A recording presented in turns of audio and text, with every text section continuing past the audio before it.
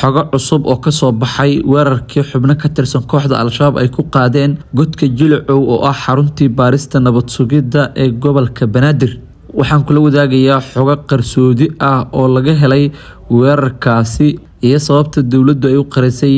meydadka raggaasi fuliyay weerarkii godka Jilcow. haddii ay tahay markii ugu horeysay oo soo booqatay fadlan subscribe si wararkeenu ay ku soo gaaraan mahadsanid. xogo cusub ayaa waxay ka soo baxayaan weerarkii cuslaa ee xubno ka tirsan kooxda Al-Shabaab ay ku qaadeen godka Jilcow oo ah xarunta baarista iyo xabsi weyn oo ay maamusho hay'adda nabad sugidda iyo sirdoonka qaranka, kaasi oo rag hubeysan oo la sheegay inay gaarayeen ilaa iyo 7 isla markaana watay gaari cabdibila ah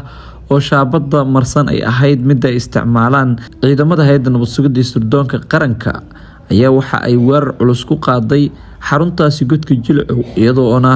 gaarigaas uu ahaa mid qarax uu ku xiran yahay. intaas kadibna raggii saarnaa weerarka iyagana ay kala baxeen oo ay dagaal la galeen ciidamada dawladda. hase yeeshee xogo cusub ayaa waxaa laga helayaa weerarkaasi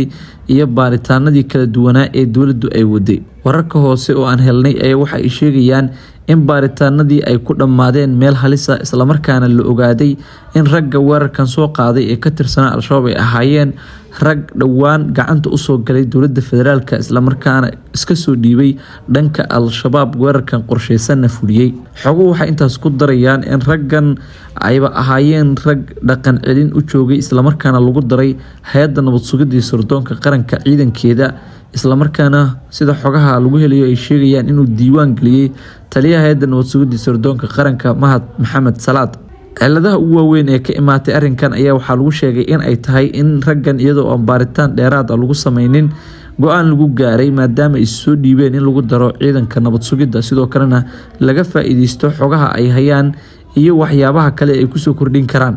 walow taa beddelkeeda ay ka faa'iideysteen fursaddii isla markaana ay soo qaateen gaari uu ku xiran yahay waxyaabaha qarxa isla markaana ay gudaha u galeen xaruntii sida aadka loo ilaalinayay ee godka Jilcow, halkaasi oo baaritaan loogu sameeyo ragga ka tirsan kooxda Al-Shabaab isla markaana ay ku xiran yihiin maxaabiista ugu waaweyn ee laga soo qabto. dawladda ayaa waxaa la sheegay in baaritaanadii xilligii ay waday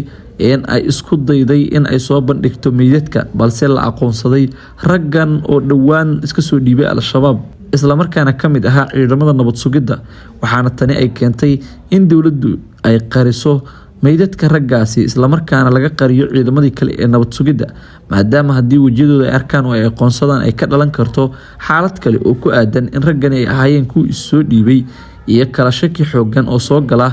ciidamada hay'adda nabad sugidda iyo sirdoonka qaranka. sidoo kalena ciidamadaasi ay sii gudbin karaan oo ay sii gaarsiin karaan dadka eelada iyo qoysaska, taasi oo gebi ahaanba dawladdu aysan doonayn inay sameyso. sidoo kalena xog ahaan la bixiyo ay aaminsan tahay dawladdu inay qalad tahay. tani waxa ay kordhinaysaa walaaca xoogan ee laga qabay isku milanka hay'adda nabad sugidda iyo sidoo kale xubnaha ka tirsan Al-Shabaab,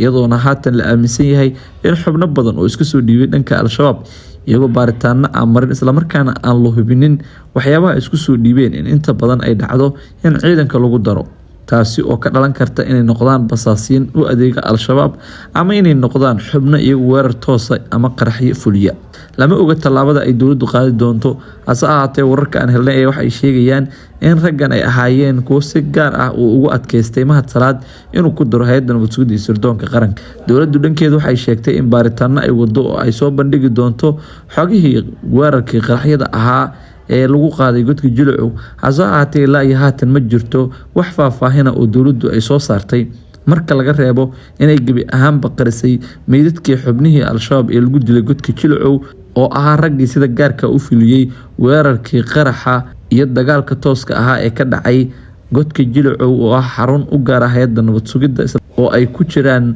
maxaabiista kooxda Al-Shabaab.